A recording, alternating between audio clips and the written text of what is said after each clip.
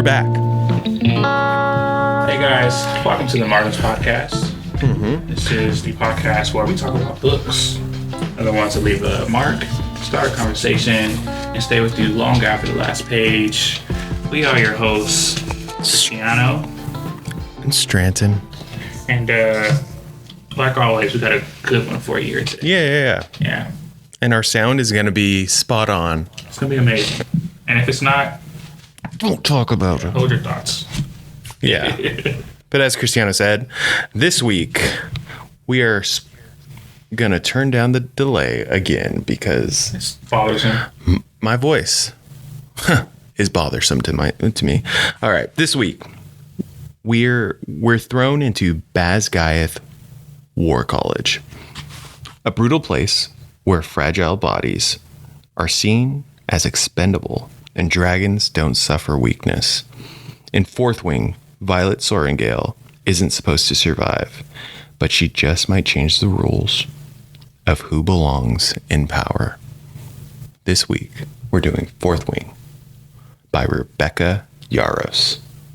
Guys, I hope you guys are excited because obviously as a huge fandom for this, I have heard so many people talk about this book. Oh, absolutely. CEOs, young people. Oh, you smutty mother... Yeah. Yes, exactly. Yeah. Actually, rocking my boy's spot. Old Rose Tattoo. Got to go to a couple members of the Bricked Up Book Club. Had an art show. But I bring that up because Old Rose, at the release of the third book in this series, Onyx. Yeah. Storm. Is it Onyx Storm? Storm. Onyx Storm. Onyx Storm. Yeah. Yeah. Let's just commit to that. Yeah, 100%. We haven't been wrong on the pod before. Yeah. No. Research? Nah. That's why you guys love us. That's why you love us, because we said from the beginning we are not scholars. I'm hoping maybe it's in here, but I think it's Onyx Storm. Onyx Storm. Yeah. Because the second one is like Iron Flame. Flame. Yeah. I looked that up only because I'm a good interviewist. Anyway, I brought that up because at the release of Onyx Storm, just going to commit, Old Rose did a flash tattoo and partnered with Spine and Vine. It's like a mobile bookstore in Temecula. I think they do multiple areas, but they had the bookstore mobile unit show up to the tattoo shop on the day, and so they had the books there, and then people were getting the tattoos of dragons and stuff. That's pretty cool. Yeah, super cool. And then there's Threshing Day is next Wednesday. Next Thursday. Thursday. It's Friday. Thursday and Friday. It's October 1st. 2nd and 3rd, or October 1st and 2nd? Yeah, October 1st is the official day of in the books. So that's what it's based on, is that when the day that you're matched up with your dragon. So I didn't know it was an annual event. Yes. It's an annual event. People are in it. And so in LA, there's going to be events at Romans in Pasadena, the Grove, 2 different Barnes and Nobles, and a couple other places that I don't remember off the top of my head. But there's 6 or 7 Threshing Day events you can go to next week. Do we do an early release on Wednesday next week then? Yeah, we should. Yeah, why not? Yeah. You guys, today's Wednesday. It's not, it's Saturday. And not only is it just Saturday, it's Saturday and it's It's a little early. It's a little early, guys. It's a little early. It's a little early. No problem. But that's how much we love you guys. We're here. Yeah. It's not poor planning. not at all. No. It's not because we forgot we were going to be recording. We didn't finish a book 2 in the morning so that we could cover it. No. That wouldn't be us. No. With that being said, how you doing? A little sleepy. A little tired? Little tired. Burning the midnight oil? Both ends. I am a stub of a man. Yeah. We decided we had another book in mind with specific guests, but due to scheduling, we had to postpone that. And this was the book that we were going to be doing in coming weeks. And because of Threshing Day, we're like, it'd be good to just go ahead and flip it. But one of us hadn't read it. This guy. You guys don't never guess, huh? You know, this guy.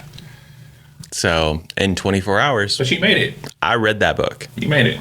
And I must say, I knew going in. That you were gonna love it. I knew I was going to love it. I knew I was going to love it. Yeah. I'm a smut for smut sometimes. Yeah. Not specifically for smut, I shouldn't say. I'm a smut for most fantasy books. Yeah. This one gave like what was that movie called? It's a book and it's also a movie. And she got put Twilight? in Dauntless.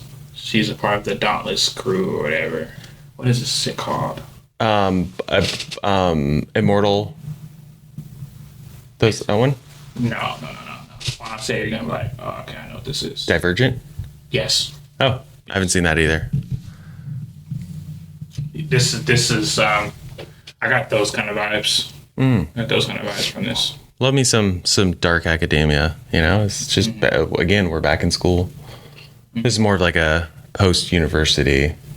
Yeah, this is and I like the fantasy aspect of it. You know, it's like if you uplifted Aragon and put it into the Divergent world, it would be this. It would be Fourth Wing. You know what else? How are you doing? Chilling. I'm chilling, bro. Yeah. Yeah. Busy week. Busy couple weeks. I have a goal that I'm trying to reach in like the next, I told myself 90 days, that was a month ago. So 30 days in. So I'm like all in on this. Yeah. All resources are going into either trying to make something happen within 60 days or just recalibrating and having a new goal. Yeah. Setting a new goal. So chilling. Both dubs. Yeah. But other than that, guys, we said it was early. yeah. We're not drinking at 8 o'clock in the morning. Yeah, sorry. I know you guys love it, but we can't. Typically, I would run I could do a mimosa. I could do a screwdriver right now. Yeah. I normally could. But both of us were up till 2. Yeah. Turn that right around. Like I said, I had, I didn't tell you guys, but I had book club this morning at 7 a.m. And I did it here at the office that we record. So I was up at 5 to get ready to then come here and be ready for book club. And then this. Yeah. I know you guys want to hear about that, our problems. So thank you. Thank you for tuning in. Exactly. Because you guys are a part of our problems. Yeah. So this week, no libations except for Fresca, our sponsor, right? You can sponsor us? Sponsor us. You can sponsor our household. Yes, exactly. Send home free Fresca. We will use them every episode. Yeah, we would. But since we're not doing Between the Wines, we're going to make up an old segment. Throwback. Make it new again. What are we reading? What are we reading? Let's catch up on what's on our bookshelf. I already said last 24 hours it's been Fourth Wing.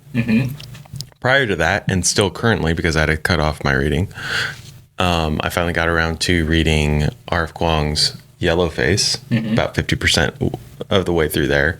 I'd read 2 of her other books, and this was really the one that I think caught most people's attention initially. Yeah.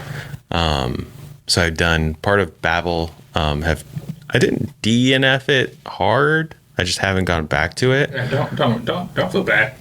Yeah, you would. And then we did obviously do Catabasis or Catabasis. Yeah, so Yellowface. Technically on Goodreads, it says I'm still reading Flatland. Have not gone back yet. DNF. Definitely gonna do it. And then I'm not gonna lie, I will be jumping into Iron Flame.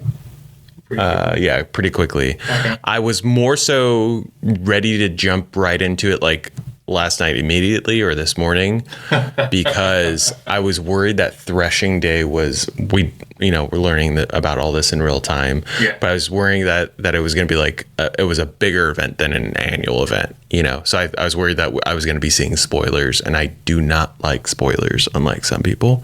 So I was like, I better read all of it before the first, because then my algorithm's going to be popping up with stuff. I have that, and then there's one book that I was recommended about fatherhood of boys and men. I have not started. It's by Richard V. Reeves. Mm-hmm. But yeah, I saw that from, I think it was Ryan Holiday that recommended that. And I'm not like the biggest Ryan Holiday fan. I'm not a fan of his. I read a couple of his books, but it was in relation to he recommended two other books that I really liked, and this was the third, all in the same clip. So I was like, okay, run it. Yeah, might be. 3 books. Yeah. Well, no, not of his books. Yeah. Well, I'm just. Oh yeah, of him. Recommendations. True. But what about you? So, I am still. Like, I probably do a chapter at a time of He Who Fights with Monsters. Mm-hmm. Not because it's bad, just because there's a lot. It's a lot. Yeah. So that I started Unlucky Animals by Annie Hartnett, mm-hmm. and then I don't know why. I think I just wanted something a little bit more gritty in my reading repertoire. You do 50 Shades. I went back to. Joe Abercrombie, because I've read quite a few of his books now, like What the Devils, and then his I'm blanking what the trilogy's called, but The Bladed Cell, Before They Were Hanged. Mm-hmm. Last one I can't remember. If I read all of them, don't worry, guys. And so there's that trilogy, and then there's a second in that same world. You have The Age of Madness, which is 4 books. Mm-hmm. I am on the 3rd book. Within like a week, I ran through A Little Hatred, the first one, The Trouble with Peace. I'm currently in the Wisdom of Crowds. Don't know what the 4th one's called because I'm gonna wait till I get to the Wisdom of Crowds to start it. So this week has been heavy reading. You know what's nice about Joe is that he finishes his series. Exactly. Patrick, I'm talking to you. And like the worlds aren't. I mean, I guess the world might seem a little bit more patchy, but I think that the scope of the lore is probably more expansive than a lot of authors tend to go into. So, for example, with this, we can't call it a trilogy if it's 4 books. Mm-hmm. With this second series, which is the same, in the same realm as like The Blade itself, it happens like 30 years later, 35 years later. So although you're not reading about the same characters per se, you're reading about their kids, their nephews, their nieces, their bastard kids, their slaves, or like whatever the case may be. And the story just continues on with new challenges and some old. I really enjoyed that. Like, I think that the continuity was really great. Although you don't have to read the first trilogy to get into this, the Age of Madness series. You can totally start Age of Madness and, go back and read the first trilogy as a prequel and be fine with that. Yeah, I need to run them. Yep. So that's what we are reading. Hell yeah. A little bit about the book. Yes. Violet. Sorengale, or Violence. If you know, you know. Violet expected a life in the archives, recording the words of others. Instead, she's forced into the writer quadrant, a gauntlet where candidates fall, burn, or bond. Against storm of rivalries, politics, and enemies to lovers tension, she discovers many dragons, and an impossible twist that makes her both target and threat. This comes from Rebecca Yarros, who writes with urgent emotional voice that fuses romance and high stakes in fantasy. Definitely a lot of all that. Her early works, The Last Letter, Wilder, Full Measures, leaned into contemporary romance, but The Fourth Wing, she launches her Imperium series, stepping fully into a speculative fantasy while carrying her signature style, raw emotion, flawed characters, and cliffhangers that keep you breathless. You got through it. Yeah. Yeah. There's a couple things in there that I don't want to tell the readers, but Not really. ish. There's one that was in there. That's why I said what I said. Yeah, I guess. I was like, what the? Come on. I mean, like, it depends on what you consider, because at this point in time where information's fucking everywhere, you'd have to have your head on a rock to not know. Yeah. If you're interested in the series, you would probably know that. Yeah, in the book club this morning we were talking about Peacemaker TV show, yeah. James Gunn, DC.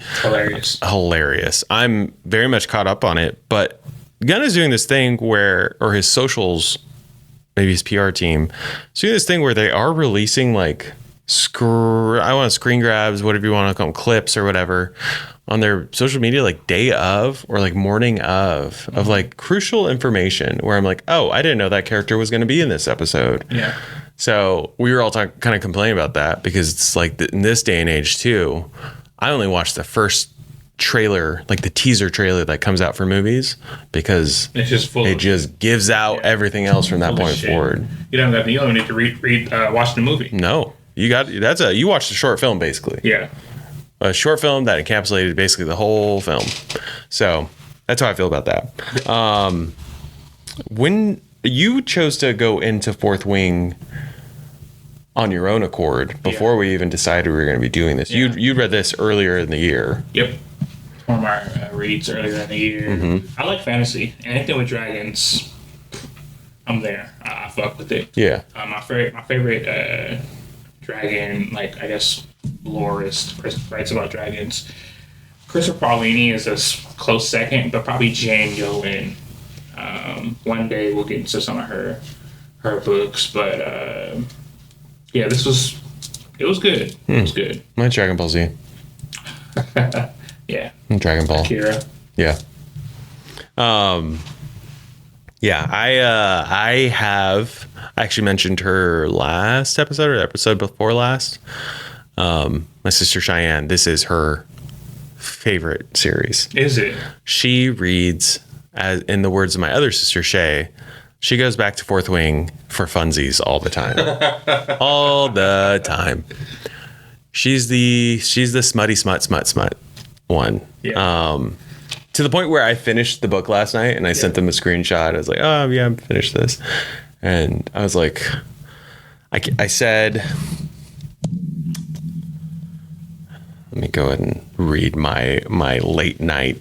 She said, overhyped, underhyped, or appropriately hyped. And I said, I'd say appropriate. I expected the story to be lacking and the smut to be strung throughout, but the story was solid and the smut was tactful and well placed. I enjoyed the characters, and then redacted because of spoilers. And then she said,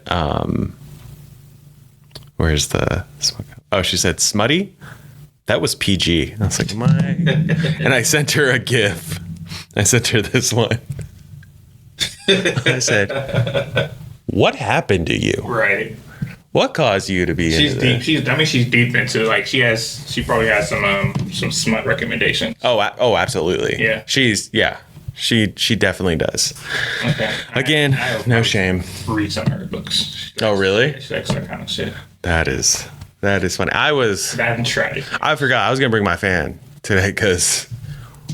Yeah, for me, I'm not gonna lie. I don't really read into smut that much. I mean, but I read like a lot. So obviously, things happen.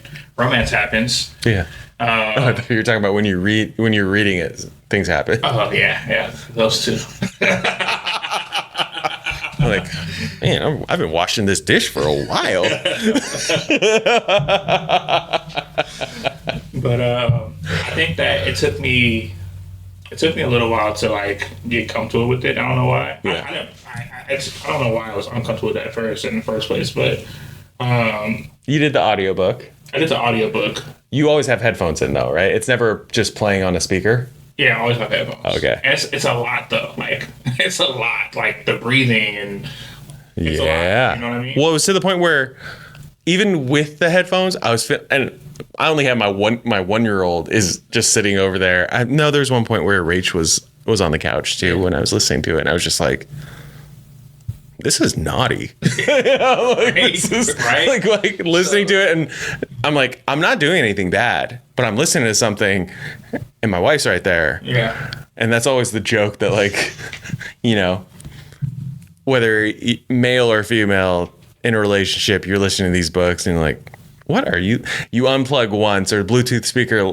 comes on the wrong time. It's going to sound like you're watching or listening to something you shouldn't be. Yep. But yeah, I was it leans hard. What a choice of words. It's not right. So although it's not all smut, there's wow. It's not. Yeah. Oh, hold on. Look. Pause. So it's not all smut. The book isn't. Like, I like how much fantasy. Yeah. Well, that's why I said tactful. Like it wasn't. I went in thinking smut was going to be like heavily throughout the book. Yeah. And it really wasn't. No, it was. It's like a political. I would say politics are probably the heaviest thing. Yes. Family. I don't want to call it burdens, but like the mantle. Oh, absolutely. Right? I would say that. Yeah, burdens, baggage. Yes. Very Politics, family baggage, obviously like fighting fantasy dragons, and under that you got some romance. You got some romance. You got some heavy breathing. It wasn't for nothing though. Like I did like the fact that Violet, the main character, is at this. It's not a university. How would we say? It's like it's an academy. It's an academy. But like think like boot camp. Yes. It's like a military academy. Mm-hmm. Proving grounds. Yeah. Literally, you either succeed in doing this, becoming a writer, or you die. Yeah. And many of those die during. There's a whole, like, every morning there's a death roll that people read off who died the day before. Like, that's how common it is. But yeah, that's they live for the day. So that's why even at the beginning I was like, oh, Rebecca's setting the tone so that it's probably going to be smutty throughout because, you know, and she does sprinkle in like, oh, they weren't in their room because they were probably off, you know, in an entanglement somewhere. Yeah. We'll just throw that. But it was, again, I know I joke around about smut, but it was just potent. It was very potent in the moments that it was there. It's my choice of words of leaning hard. Leaning into it. You know? Hard into it. Yeah. But if you like smut, if you like romance, if you like dragons, you like little political issues and complications, I think that this is it's a good book. If you like Divergent, you're a fan of Aragon, which I'm one of those small populations of people who like Aragon. I think you would like this book as well. Lots of the high fantasy aspects, lots of just human complications, like interpersonal things that each character has to overcome and that they face. So I thought that was interesting. I thought a couple really lovable characters. I did like the character work in this too. There's a few lovable characters. Mm-hmm. A few low, some not so low. No. Yeah, absolutely. Absolutely. All right. So that was just a snippet. We'll get into the dragon bonds, betrayal, politics. But first, there's a couple other things I wanted to get to. I saved this just because I did want a little bit more background about the book so you guys understand. Again, listeners that have not read the book, don't leave us yet. We still have 5 hard questions. But also, in this week's sidebar, we're going to do dragon substitutes. If dragons didn't exist, which characters would make the most chaotic and unexpected dragon substitute?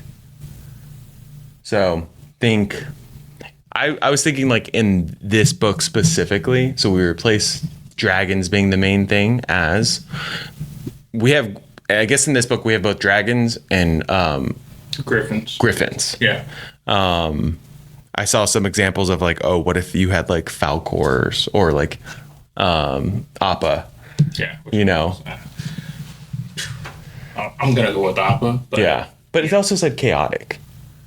Appa's so. Oh, he can't flying bison. Yeah. No, you're right. Appa's just like super nice. Yeah. But he can go off. He can pop off. So if not a dragon, What would Fourth Wing be called if it was Appa? leg. Because he has like what, 6 legs? Yeah. Oh, I know my water bottle. I have my little Appa sticker on there. What's like another like magical flying? I mean, so the flying bison obviously is what I would love to that to happen. Yeah. We can have dragons, maybe. Does it have to fly? No, I guess not. Because you know who does this really well? Naruto. You know? Oh yeah. Like you got snakes, Mm-hmm. toads, monkeys. Mm-hmm. What else? What else can be a sage of? It could be a monkey sage, snake sage, toad sage. Gorilla. I'm missing slug. Yeah. If you had to ride something, because I was thinking gorilla, but I'm not right. No one's jumping on the back of a gorilla. Silverback. Dune has the giant sandworm. Oh yeah, sandworms. Right. In New Zealand or Aotearoa, whale riding is like the big. Our ancestors were whale riders. Okay, that's cool. Yeah. That's actually really cool. I haven't heard that. Mm-hmm.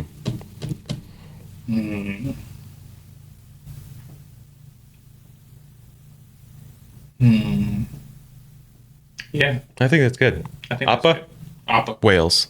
Appa and whales. Yeah. Alrighty. Should we get into 5 hard questions?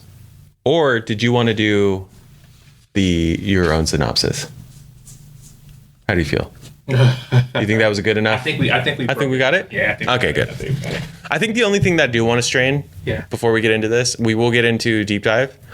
Violet, I know I said the reason we said that she's fragile, that it's not the life she thought she was going to do, was originally she has 2 older siblings, one that passed away. He was a healer. There's different quadrants. So there's healer quadrant, the writer, scribe quadrant, which is what she was going to be going into. Her father was a scribe. Yeah. And I guess Brennan was also, his signet was healing, but he was also a writer. The dragon rider. Yeah. Both of them were writer. Her older sister. Her sister, her brother, dragon rider. Dragon riders. Her dad, scribe. She was supposed to be a scribe. Her mom Writer. is the dragon rider. Yeah, the dragon rider. Big deal. So she was supposed to be going into scribe, and then her mom said, nah, you're going to be a writer. So most of this, the beginning, is her trying to not get out of it, but like realizing that like what her fate is. She had to come to terms with it. Yeah, come to terms, exactly. So there's a lot of that, and then her journey into becoming a writer and all the tropes of being in this boot camp or proving ground. So cool. Alrighty, let's go ahead and get into the 5 hard questions. If I can find where it's the back of this page. 5 hard questions. Number 1. Violet is forced into a life she never trained for. What's one reality you find yourself thrust into that you never prepared for, but now you defend with everything? I think we probably both have a similar answer here. Yeah. Parenthood. Yep. Like, didn't prepare much at all. I was kind of in between places. I just came back into the country. So I was still even putting out fillers to, for jobs in other countries and stuff. So, anyways, yeah, so parenthood was something that I think that most people have to come to terms with. Even if you come from like a 2-parent home, Yeah. I think that everyone has their own style of parenting. And because of the push and pull of being parented, you come up with in your mind like this idea of how you will be as a parent. And when you have a kid, all that goes out the window. It's like this saying of like everyone has a plan until you get punched in the face. That's it. Same exact thing here with parenthood. The first kid is interesting because you guys raise each other. Although you are the parent, like they are also raising you to be a better parent. Hence why more kids you have, they also have better stories. Progressively, hopefully, if things are going the right way. Hopefully you become a better parent in their eyes. Yes. The younger they are. But yeah, for sure, parenthood. What about you? I would say, we do have the same answer. I was having a great conversation the other night with my friend Neiman, a friend of the pod. But we were talking about fatherhood. Congrats to Neiman and his wifey for baby coming along.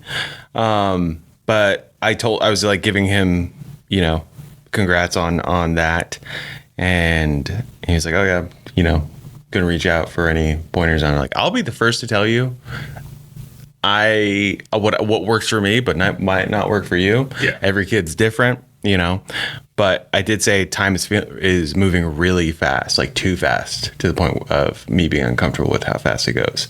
And he told me, someone told me the days are long, but the years are fast. And I was like, damn it. I really hate how Very true. Perfect that is said. Yeah. Because, bro, there's some days that I'm like, it was a long day. It was a long day. But then I look at the kid and I'm like, how are you this big already? Mm-hmm.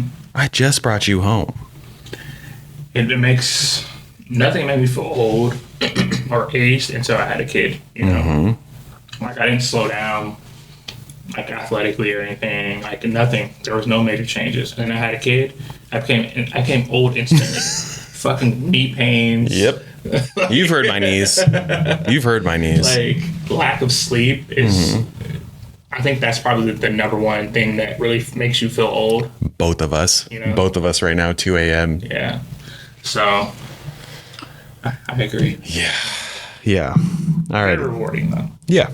Absolutely. Would not trade it for anything. Would defend against all to keep that. Alrighty. Violet trains in pain and weakness. What is a weakness in your life that has secretly shaped your greatest strength? For me, I know I've talked about this on the pod before, but the first thing that comes to mind is dyslexia for me. Definitely was something, again, I've said popcorn reading, hate you. Any type of, cold reads give me the chills because it's just like, oh, my brain starts flipping words and letters around like that. But because of that, and I've said this before, I've gotten really good at memorization, which in my, career of acting is super important. And it allows me to relax and really set into the scene and not be so hyper focused on the words, because I hyper focus on the words long before we hear, action or before we're on set. So that's definitely something that I felt like it was a definite weakness that I was able to flip around. What about you? I was trying to think if I want to go like deeper, or I want to go kind of superficial. It's tough. But the first thing that came to my mind, if I go with that, when I was younger, I had like a deep fear of being like, I couldn't put it into words then, but now that I'm older, I know it was like just being inadequate. Like feeling like there was like this, and a lot of it might have been mental, who knows, I'm years past that now, but I feel like there is this punishment coming for failing. This big punishment, or I think that fear of being inadequate was really deep seated to the point where, like, even now, I'm constantly trying to think of ways to improve everything around me at all times. So it made me a jack of damn near all trades. Don't really care to be a master of anything, but the ability to be more than adequate at many things, I'm proud to say, like, oh yeah, it definitely helped that for sure. What does that do to your energy levels? No. My what? What are those? Exactly. You're always running on fumes. Yeah. Always. Yeah. You learn to live in that. I feel that. I recognize that. I commend you. Okay. Let's go on to the next. In fourth wing, marked ones are judged before they act. When have people assumed things about you before they knew you? And how did you rewrite that for them? Or show them you? Well, Naya says she's tired of me bringing up London, so I won't bring up the Naya. fucking turd. So let's see.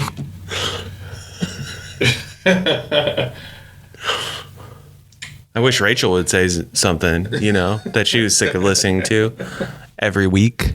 Yeah, I'm on Naya's ass about watching this. Don't worry. So for me, I would probably say, I don't know if I come up with a specific time, but I don't really remember the specific time. But I think it was like a job interview, and I could see it on their face. They didn't expect me to walk in because on paper, Cristiano Sanchez. Sanchito. Yes. And so when I walked in, and yeah, you can see it on their face, like, oh shit. And so, but I'm a fucking professional interviewee. Absolutely. Like, I love. I'm not gonna say I love interviewing. No, I'm the same. Yeah, we're the same in that. I love that feeling of like, man, I just fucking killed that. Yeah. And because there's like little micro tests that are happening, and if you can figure out the recipe for interviewing, you can deal with almost any situation. It's a performance. Yeah. And I love giving a good performance there. Yeah. So what about you? First thing that came to mind was, I think I've told you this story. I can't remember if I said it on the pod, but when I was younger, I remember showing up to, I went with a friend to, I think I might have just said this, but we're going to do it anyway, guys. Whatever. But I went to, my friend asked me to go to his cousin's wedding, random, with his family. We're talking, I'm still in high school. So we go up to Utah, of all places, which will make sense here real quick.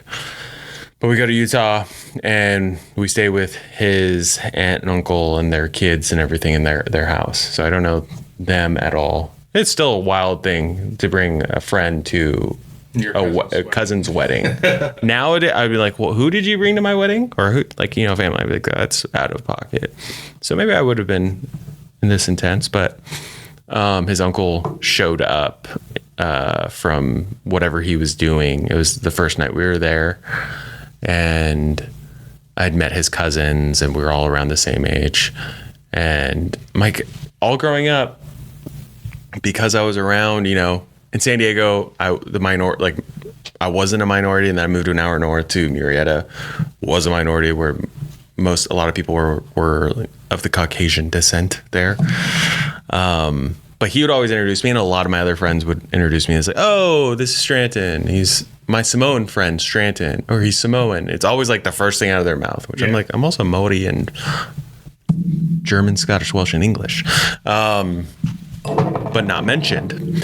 But he did that to his uncle and was like, oh, this is my Samoan friend, Stranton. And without skipping a beat, his uncle said, oh, well, tell your Samoan friend to stay away from my white daughter. And I was like, what? And he was like laughing about it. And I was like, okay, a little shook. I'm staying at this dude's. Is there a lock on doors? You probably have a key, whatever. And so I was on edge like the rest of the time to make sure. It was the whole thing of like, I'm not a threat to your daughter, but I'm also not like, there's been an internal thing where I'm like, what do you have against Polynesians? All those things. I will say by the end of the week, no joke, him and his wife were both asking me if I would take his daughter out on a date. They're like, oh, we'd love for you to take her out. Yeah. Like quick overcorrection of that. But yeah, that's obviously something I still think of to this day, just because it was like it was jarring in the moment. It's jarring, but the ability to turn that negative into a positive is strong. Yeah. Strong story. Yeah. I also had a girlfriend's dad who was BOS, but we were at Disneyland, and I remember he looked over at me, and he said, "Hey, Trenton, you're not black." Statement, not question. Yeah. And I said, "No, I'm not." Observation, sir. And he goes, "Oh," said X name told me that you were. And she turned and she said, I absolutely didn't. I was like, we're going to go ride Peter Pan. Awkward. Yeah, a little awkward. Played it off like, oh, yeah, I have an uncle. Yeah. Uncle. I had this next door neighbor. Anyway, that was what came to mind for me. Alrighty. In Fourth Wing, dragons and riders earn trust through acts, not speeches. As a dad, what's one unseen or unsung moment you hope builds trust with your child, even if they can't fully understand it?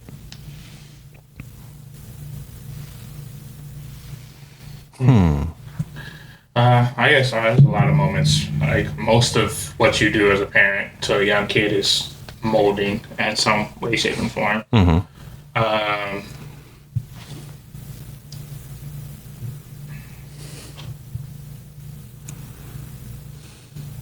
Builds trust. So I don't know if this story is so much about trust. I don't know if it's even a story, but basically, I think that one thing that I ongoing hope that has like a strong effect on my kids, definitely Najee, definitely Mary, is for them to see like how hard that we work to make a good life for them. Yeah. Yes, we're fun. We got to do things. That you got cousins everywhere. And we try to keep it cool. But in order to give you this life, we gotta work hard. And so I don't believe that I guess you probably can't have respect without trust. But for me, those two things go hand in hand, right? And so as a parent, I'm sure all parents deal with this. There's like, in the younger years to the teen years, there's a battle between respect and trust, and you feeling like they're not trusting your word or they don't respect your word. Like that's why I'm like they're kind of interchangeable. Mm-hmm. It's where they start questioning everything. Yes. And so just tying this into like the hard working part and them having like a good life and all sort of stuff, I want them to understand that their parents are coming from a point of view of like, we've been where you're at. Trust that we understand your thoughts on this. Mm-hmm. If I tell you that you absolutely can do this, tighten up, you don't have to break down over everything. Don't worry about, failing A, because A is going to come into place when you get to B. And as you learn more about C, you'll go back to A and comprehend more about that. Like, you got to trust that I got you. I have your best interest in heart. So I think that in a roundabout way, that's the thing that popped in my head when I heard that was I hope that they both catch on to the amount of effort and like self motivation that you have to have in order to become like I guess adequate or good, or for Najee's someday someone's gonna say like, oh, you have to protect my daughter, whoever that person is. And the foundation of that starts as a kid. Yeah. Like you have to be able to not be crushed by everything, but still be open to, have some kind of emotional quotient, right?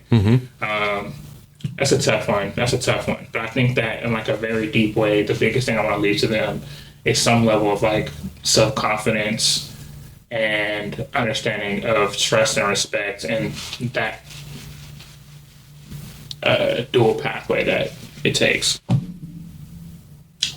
I love that. Great answer. Yeah, it's a fine line. I'm nervous. It starts earlier than you think. It's not like they have to be 13 for this to happen. You'll have a 2-year-old and you'll say, hey man, you want to go to school? You got to use a toilet. Yeah. And they're going to tell you, no, I don't want to. I think a lot of that too, I love the fact that you're also keeping in mind, trust and respect. A lot of people you get the whole, like, they have to respect you. I don't care. Like, you don't have to be their friend, which I understand that, like, to a certain degree, but I don't think you need to throw it all out in order to accomplish one, or the other. So and it's both ways. Absolutely. For me, the thing that came to mind was Rachel and I are pretty proactive about, I think we've always held in high regard in our relationship, communication. Yeah. That's always been something we love. It's not something we love. It's something we work on. Yes. Really hard. Like really hard. It'd be really easy for me or her to pop off and say things that we know would get under the other's skin, or to feel right, or to make the other feel, poorly about whatever they decided to do. So many options to be able to get that instant gratification. And I've talked about this before, but we always try to keep the end game in mind whenever, tensions rise, something happens. Because when you do that, it's a lot easier to calm that rage, to not want that, because you're like, oh wait, no, I want to spend my life with this person. Yeah. I don't want to blow up their spot right now, Yeah. And I think clear communication, like keeping the angle, create a pathway to much clearer communication. Yeah, absolutely. I love that you guys do that. So with that in mind, with Max, like I want him, because I had such a great example with my parents, like they're high school sweethearts. It's nauseating how much their like love story, like how cliche it is, Yeah, but because I had that example, I think I had always had like a high standard of what I wanted to have with my partner when that day came. So I want to be able to also set that for Max, and not like some unrealistic, which my parents aren't unrealistic at all. They have some things that keep their marriage happy, some things that like I'll give an example. The word divorce was never allowed, like between them. Like that's not something ever thrown, like not even joked around about.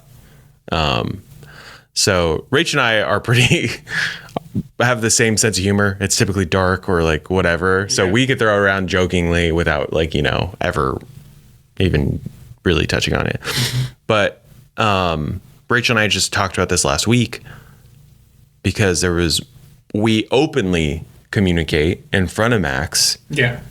And sometimes that is trying to find a solution to or resolve tension. And we were having a discussion about like, do we ever want to like do the whole like, okay, we're going to keep our tone, we're around Max. Like, should we keep our tones lower than, even though we're arguing or communicating, And the initial thing is like, oh no, let's do that behind closed doors, or let's make sure that, we don't ever like yell or anything like that, which I could see why you would have to leave the room then. But I also want Max to be able to see resolve Yeah. I want you to understand that, yeah, we do communicate. We do love each other to the umph degree. Yeah. I think the highs and lows are important. I was talking to Naya about this. One of the many things that I despise about social media is how unrealistic it is to like real life. We went from spending most of your time outside making like real connections to spend most of your time creating and curating fake ones. Yes. And it bled over into real life to situations where rather than you have these one-on-one conversations like with you and Rach, and you guys are actually going, communicating through some serious shit, and rather than like, oh, well, we just want to talk about that right now, or because we can't talk about this because, Max is here. Like, the reality is, as he gets older, it is important for him to know that, like, relationships are hard. That doesn't mean that these people are not going to love each other anymore. There's highs and lows, and how you navigate those highs and lows is way more important than that instance of whatever that was in that moment. Of the perfect image that you think that you're trying to keep up for them. Yeah. Absolutely. Yeah. Absolutely. Yeah. That's a great answer. I love that answer, actually. I think that if I had to say what's most important, and what you brought up is probably one of the biggest things that a kid can take, just the communication. Because I think that's goes hand in hand with what we were talking about earlier with the trust and respect. You can't have trust and respect without some communication. Right? Yeah. So it's a foundational item. We talked about it a couple of weeks ago, but I think our not to say that there weren't previous generations, but as it wasn't a whole generation, I'm saying that there's people in the past that tried to do it, and our generation has been putting their best foot forward. But of not being, the answer isn't always going to be because I said so, or, explaining. We're trying to give the kids the bigger picture and understanding, so that they can be self-reliant, but also have that emotional intelligence to be able to communicate to others, so that we don't have a bunch of short tempered minions. I know that we probably shouldn't go too much deeper into this, but one of the things that I guess it didn't bother me at first, because I wasn't worried about it, but then as like the last 7 years, it really started to bother me more and more. I'm not saying that we have to live in a world like the 70s, 80s, early 90s, where you could say whatever the fuck you want, no consequences. Yeah. But a world where you make it everyone else's problem to make you comfortable at all times is not realistic. No. So like there has to be a level of firmness, reality, seriousness, and then there's a level of like love, understanding, comprehension, grace. Like these things have to be molded together to really help people go forward, because if you lean too hard into either side, you end up developing or not developing these people. Yeah. And you get into a situation we're at now where, depression's at an all-time high, suicide, mental health, people shooting each other over honestly things that they could have just talked it out about and just agree to disagree. Yeah. Worst case scenario. So I do think that's a very important discussion. Yeah, absolutely. Absolutely. Alrighty. Last one. In a world where dragons choose their riders, strength is redefined. If you could redesign what the world calls strength, what would it mean? And how would it look in everyday life?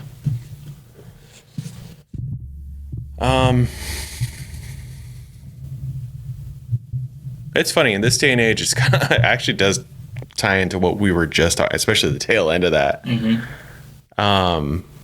But yeah, the ability to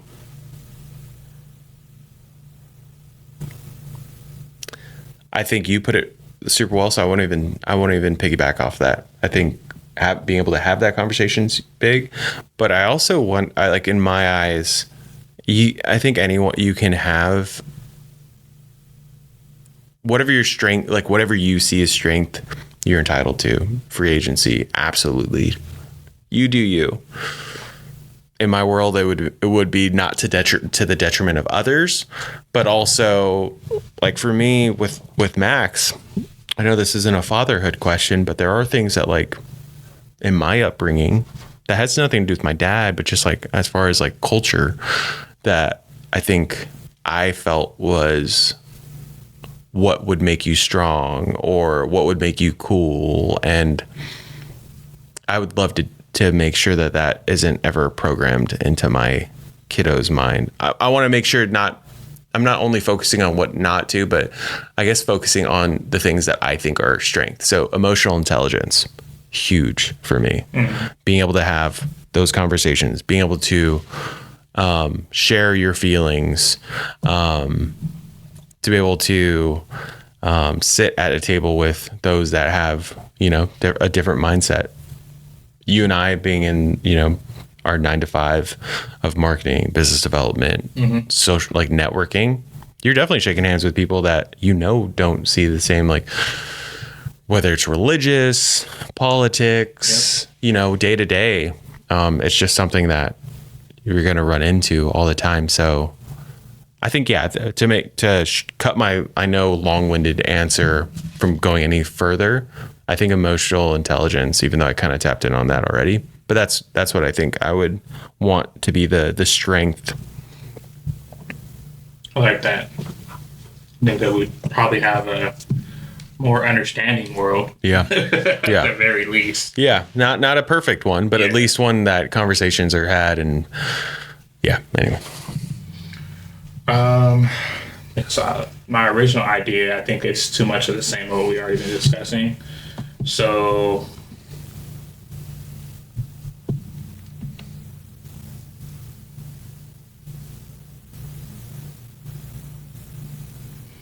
if I got the chance to redefine what the world calls strength, because of like what you said is very true. Like everyone's strengths are very different. Some people are strong physically, not so much, intellectually. Yeah. It could be like math, not like saying they're not smart, but it could be certain maths. It could be science. It could be history. It can be sometimes common sense. Yeah. Right. I'm going to go fantastical here because we've been a bit deep. Love it. So let me lean into the fantastical. I think it would be cool for whatever your strength is that you would develop some kind of quirk. If we're taking My Hero Academia, right? Yeah. So if your strength is that you're outgoing, you have a fiery personality, you might develop some kind of fire power, right? And so on and so forth. Where you got the people who are like very much go with the flow and all that. That might develop into water, or air, or whatever the case may be. I think that there is like an attribute. There's an elemental attribute that everyone would be able to develop in this redefined world that I'm making. And that's how it would show itself in everyday life. What would your quirk be? Basing on your strength.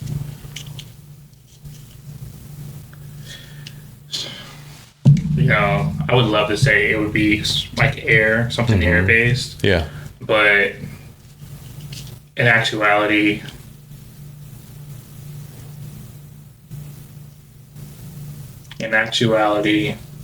not so sure it would be.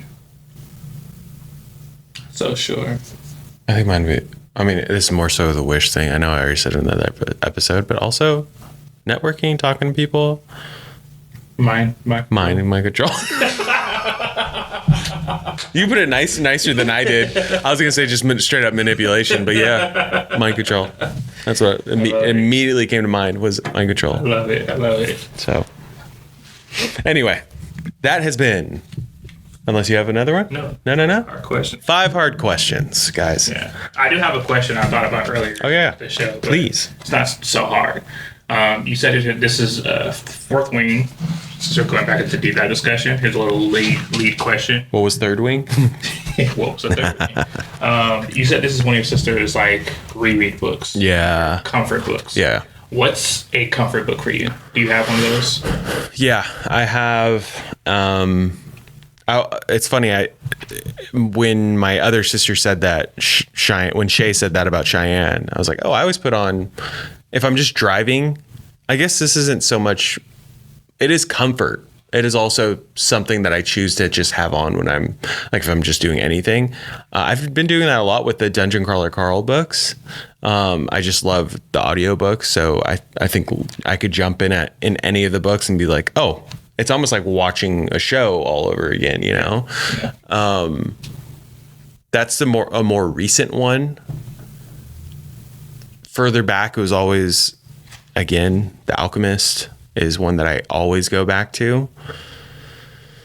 As far as like a feel good, it might be Road to Tender Hearts from this point forward too. Yeah, that's a good one. Yeah, that's a great one. What about you?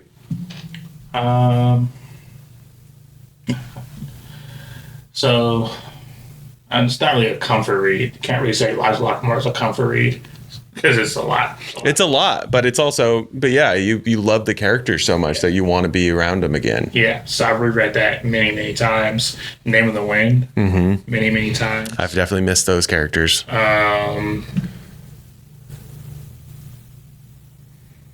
Obviously, I read The Prophet. That's a huge comfort read.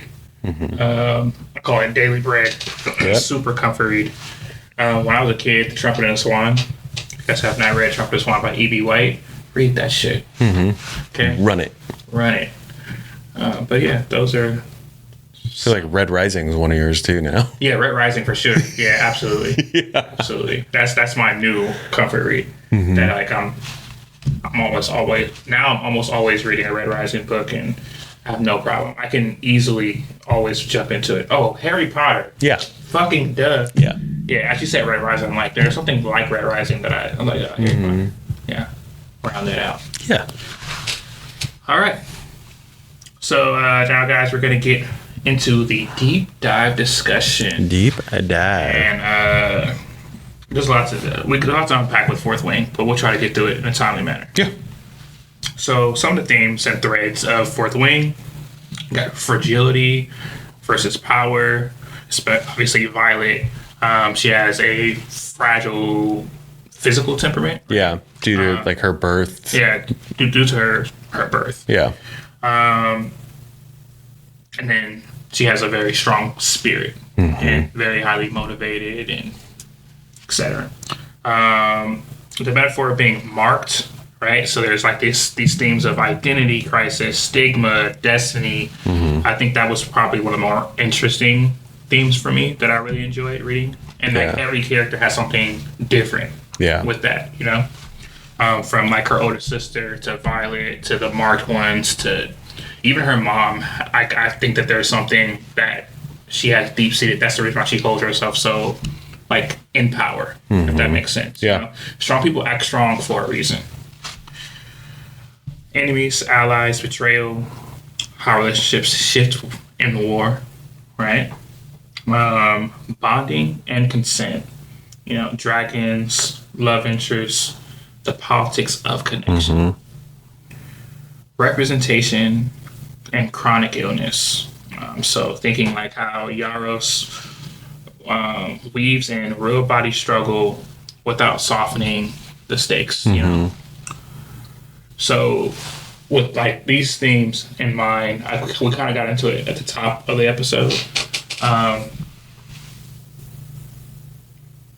For me, if I had to pick two, I won't go three. Two main things that I think that a new reader or even like someone who's rereading it, hopefully if they didn't catch it the first time, I want them to pay attention to are the identity themes, stigma and destiny, like that. So for sure that. And then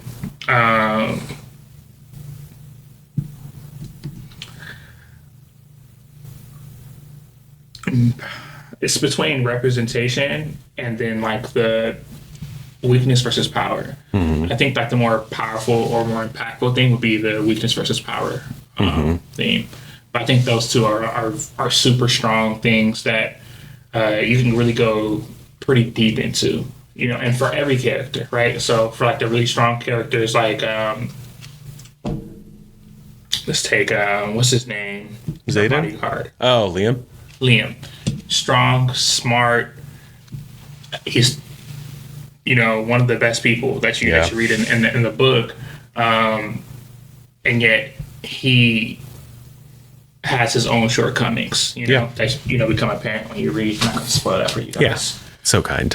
But, so I think that those are like the two themes that I think would stand out the most to like a new reader.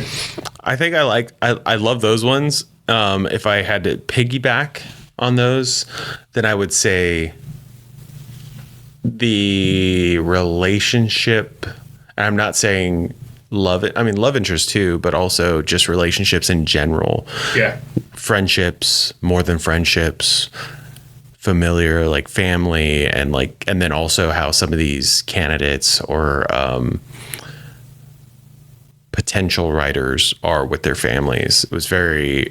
It resonated with me quite a bit with like real life too, just like how, the expectations of what they needed to become, and then how that developed, who they became, and the choices they made, and how their families reacted to said things, So, I really, I agree. I think those would be the perfect ones to focus up on. Like I said, this series has been, as you guys well know, there's probably hundreds of clips, podcasts, everything that you guys could be reading about on this book specifically. And I see why. Like, it was from the get enjoyable read, like super, super enjoyable. While talking about that, I said at the top, very lovable characters. You mentioned one, Liam. Love Liam.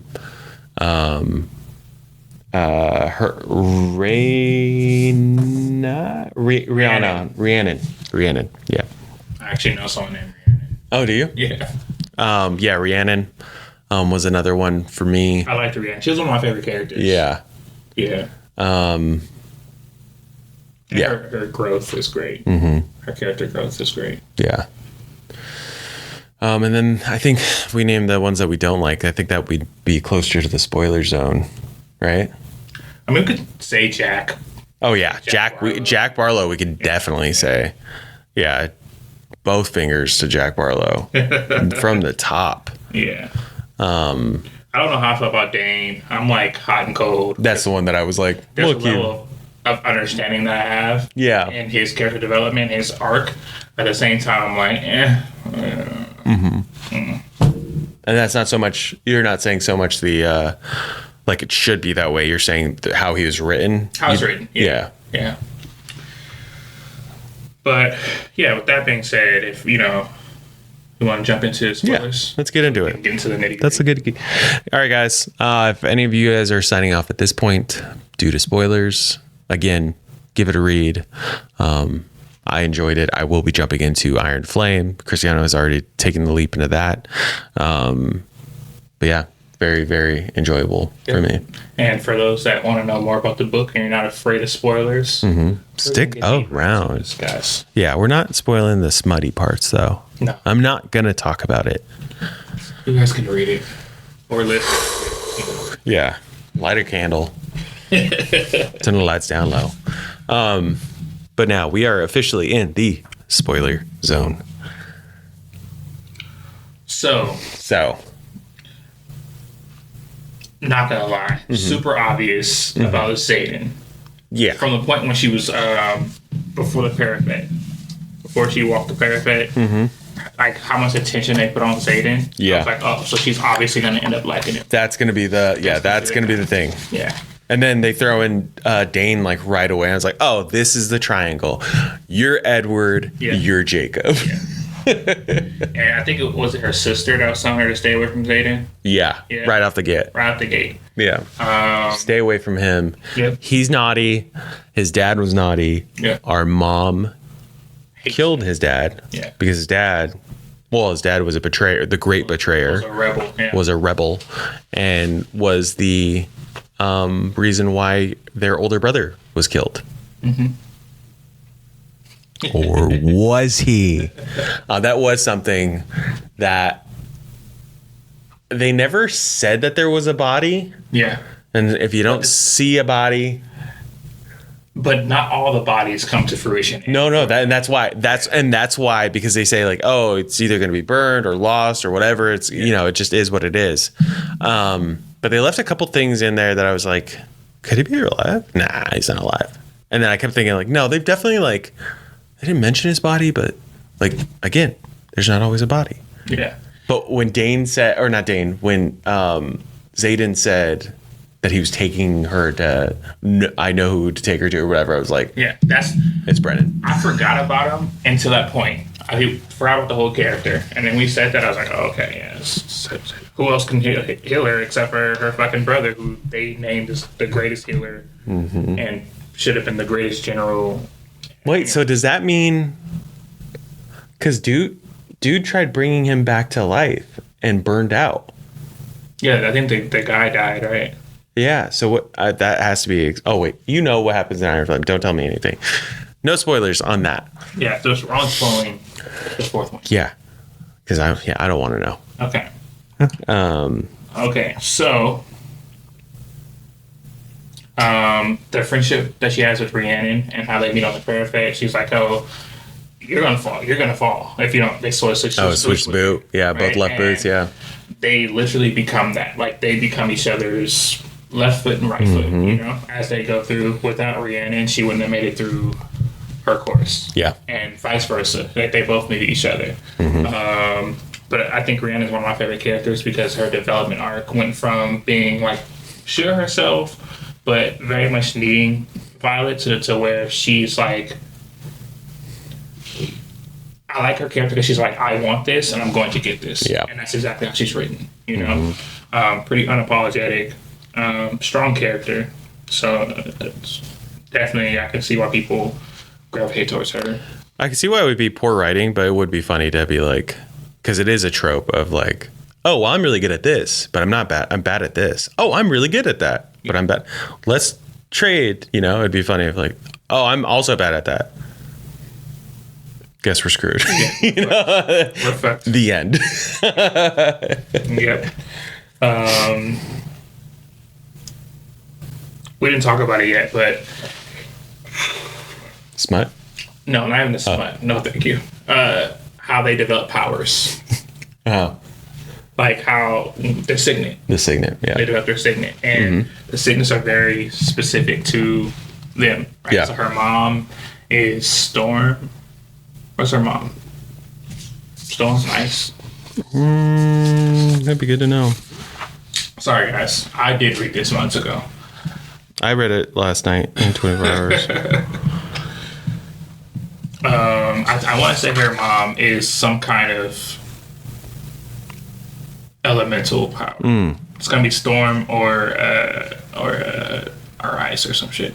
But anyways, so her mom's signet is like a super powerful signet. So you knew that she was gonna get some kind of very powerful signet. Yeah. She ended up getting 2. So she has lightning, which is cool. Yeah. Makes sense. Yeah, she bonded with one of the most oldest and powerful dragons. Yeah. Right. And then time. I thought that was fucking cool. That was like, it's obviously not forever because it's you know it's a gold dragon skill, but I thought that was pretty cool. The other signet I like is actually Dane's. I thought Dane had a pretty cool signet. That dirty bastard, though. Yeah, but that was. Is it though? Is it? Is he using his thing without consent?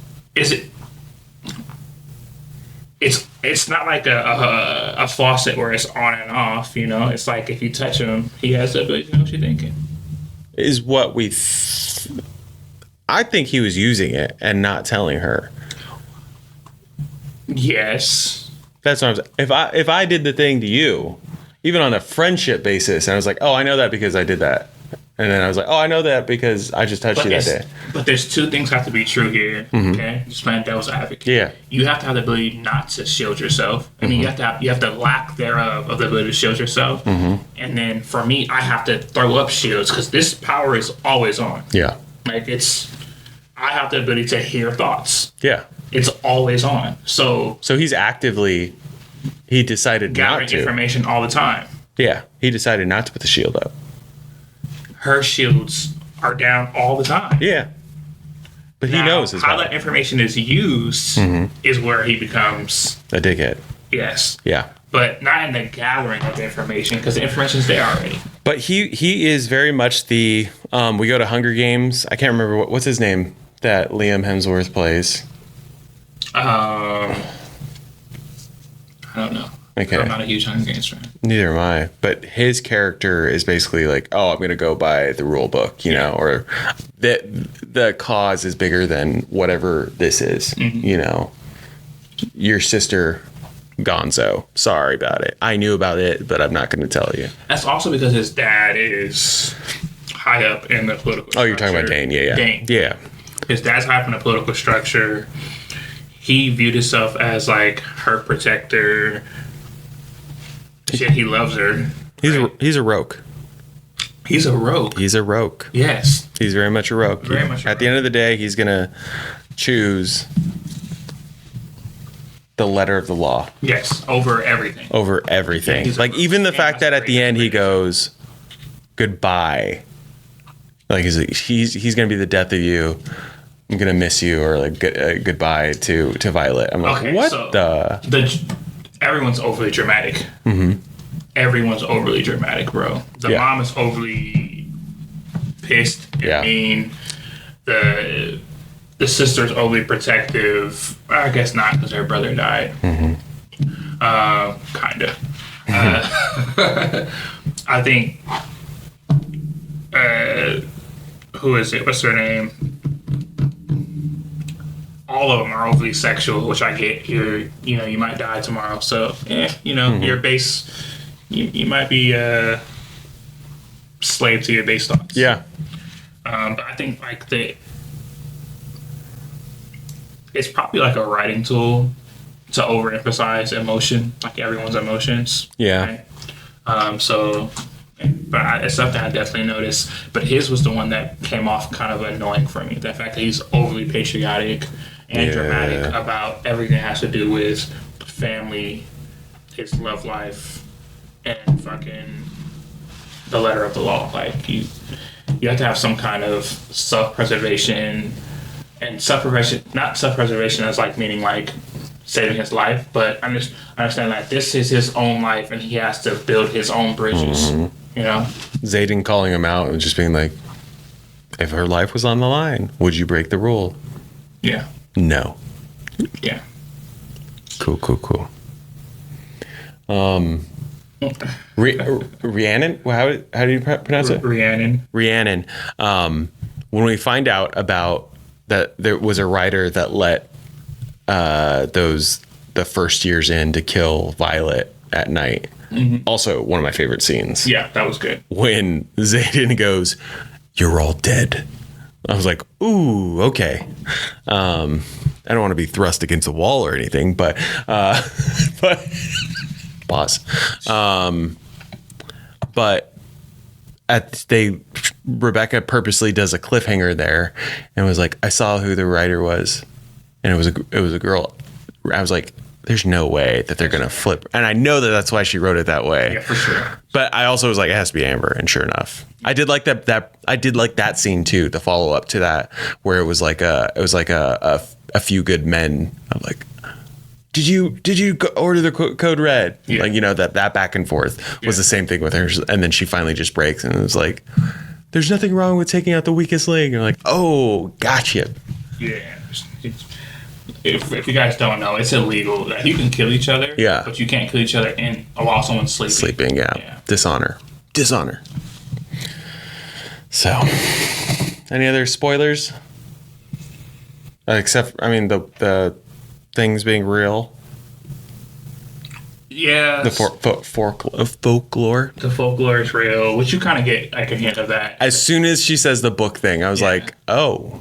Yeah. There's something going on. You get a hint of that. Dad was leaving something behind. I think the other biggest spoiler we haven't really gone into are like the marked ones.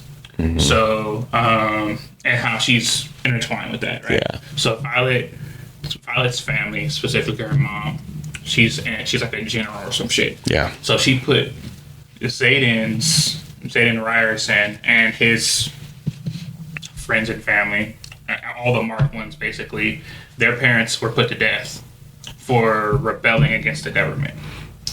Or staging a coup, however you want to phrase it. Basically, they died because they went against the government. And her mom's the one that had to lay that law down. She also had to punish the kids. Mm-hmm. And so the punishment was to become a marked one. Mm-hmm. And what that means is that they all, I don't know if it's tattoos or some shit, but they basically have marks on them, and they all have to automatically go into the Dragon Rider. Yeah, the Rider Quadrant. Rider Quadrant. They can't go into any other quadrant. This is obviously a punishment because people die. Guaranteed. 100% people are going to die. But this also allows them to keep a closer eye because there's it's a military academy, right? And so this allows them to kind of watch them, all their teachers are keeping an eye on, everyone's keeping an eye on everyone. I think that's one of the biggest, I don't know if it's just kept secret, but it's it almost feels like a spy school. Yeah. It's not, but it feels like everyone's keeping secrets from everyone. It felt like Will of the Many. Yeah. I mean, Will of the Many, Red Rising, obviously, but I was feeling that the politics there, but so much more. I mean, at least in Red Rising, there's the first challenge, or the first, what's it?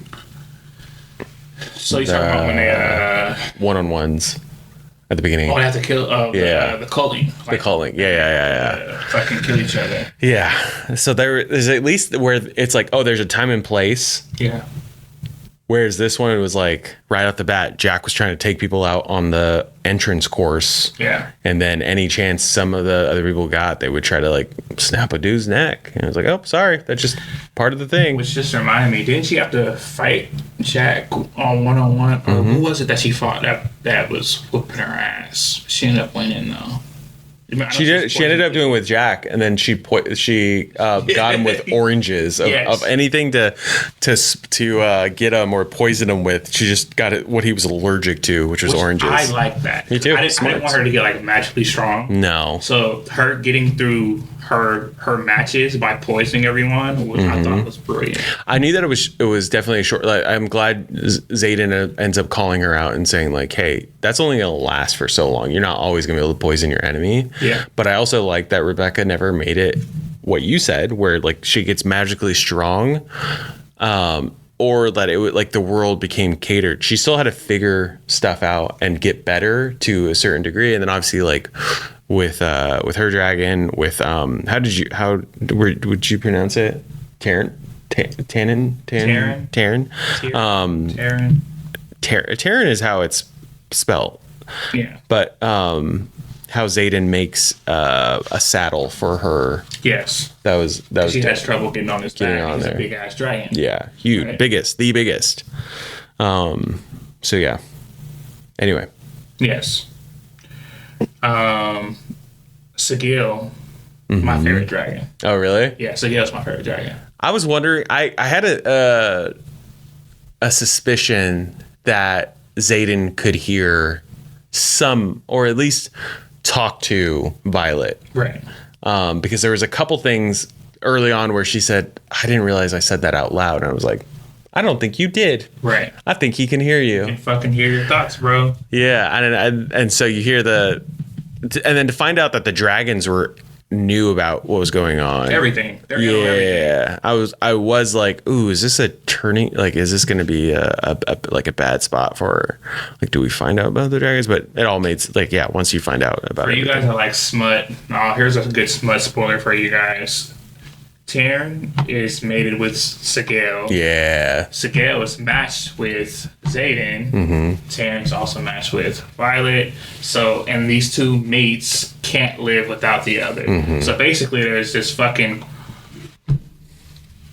two mated pairs. If one of them dies, everyone dies. Yeah.